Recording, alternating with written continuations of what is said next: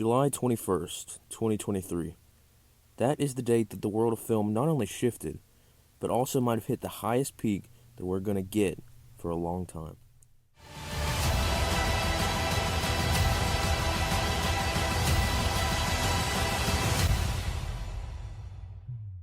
Barbie and Oppenheimer are two completely unique and independent films, the only similarity between the two being their release date. However, that on its own has completely tethered the two together as an unexpected duo.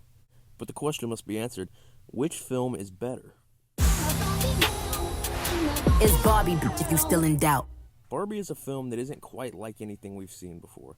It is a complete little girl's dream of a setting with characters that kids will love. However, a lot of kids won't even be allowed to watch the movie. But that's one of its biggest strengths. It's really a completely unique situation that makes it an instantly memorable watch that'll stick with you. Greta Gerwig manages to take what could have been an easy product cash grab, but actually added layers and depth. Not only did this elevate the film on its own, but it allowed for the film to stand out in a sea of mid-2023 movies. Margot Robbie and Ryan Gosling are both hilarious and have great chemistry, along with all the other Barbies and Kens. And Ellen! Having their respective moments to shine. On top of this, it's one of the only films of the last few years that I've laughed out loud at multiple times. The adult humor lands, some of the childish humor lands, which luckily there actually wasn't a ton of, and overall, I think stylistically, it's Gerwig's smartest direction yet. One other thing that I really enjoy was that even though feminism is a strong pillar of the film's identity throughout, it never feels extremely preachy. By that, I mean that it still has a place in the story and doesn't feel like the writers and actors talking to the audiences instead of to each other. The only downsides are that I wish the human characters got a tad more depth, specifically Sasha, but don't get me wrong, Will Ferrell and everybody at Mattel were perfect. The other downside was that the ending was drawn out a little too long. It felt like we were wrapping it up, and then without going into spoilers, they just kind of talk for 20 minutes before it ends. But overall, Barbie is a completely unique and groundbreaking film that is really just the pinnacle of adult humor in movies geared towards younger audiences. Overall, I'd give Barbie an 8.9 out of 10. 8, 7. Boy, where do I even start with this one? Christopher Nolan strikes again with another breathtaking film that I would say is a step up from just about everything he's done for the past decade. This coming from someone who doesn't think Interstellar is top 5 Nolan. But in a way, and most people would agree, this kind of feels like, even though it's not my favorite Nolan film, it does feel like his magnum opus and what he poured the most of his soul into.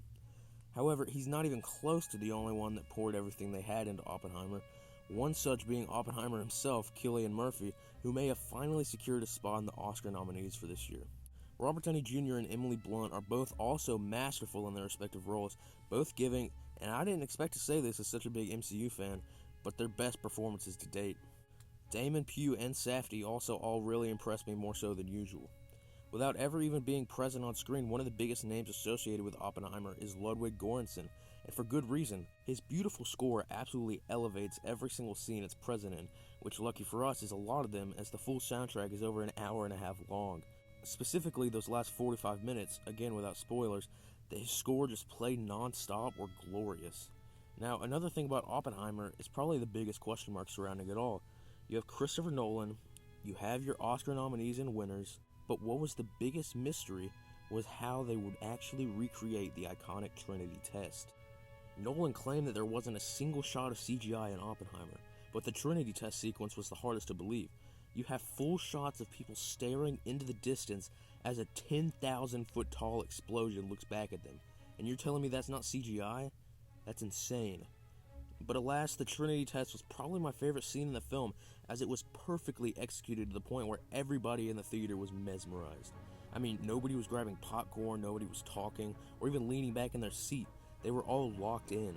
And finally, when you look at the ending, it really is as gut-wrenching and haunting as everybody has said it was, as it's hard to leave the theater without your mind racing a million miles a minute, thinking about how Oppenheimer's invention changed the world then, and how it might still change the world soon. The only real problem I have with Oppenheimer is that the transition between the first and second acts is a tad slow, but there really isn't that much of an act structure anyway, so I'm kind of just nitpicking.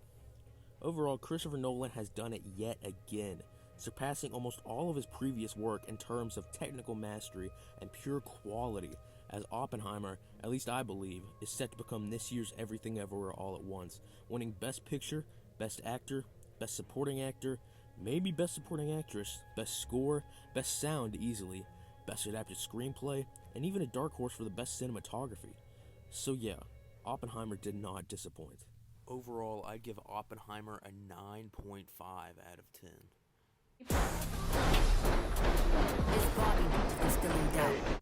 Overall, these two films are so hard to compare because I left both theaters feeling completely satisfied and blown away by how they stacked up against my expectations. But I think that I'm gonna have to give the win to Christopher Nolan and Oppenheimer. Barbie was so much fun and is the one that I can see myself being okay with rewatching the most often, but Oppenheimer is a permanent revolutionary film, while Barbie seems to be temporarily revolutionary, if that makes sense. Oppenheimer will beat Barbie in award season, critic scores, and overall all-time memorability, even if Barbie beats it out in the money department, which isn't even a guarantee either. So with Barbenheimer over and the WGA and SAG-AFTRA strikes in full swing, we may never see anything like it again. If the writers start getting paid equally, then we won't see as many cookie-cutter streaming shows on Netflix, Hulu, and Disney+.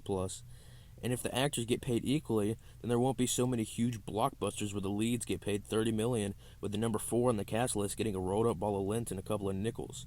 That is already causing delays, and there will be plenty more to come, with Dune Part 2 being rumored to be pushed back to early next year, and Stranger Things Season 5 being pushed back to 2026, which is insane.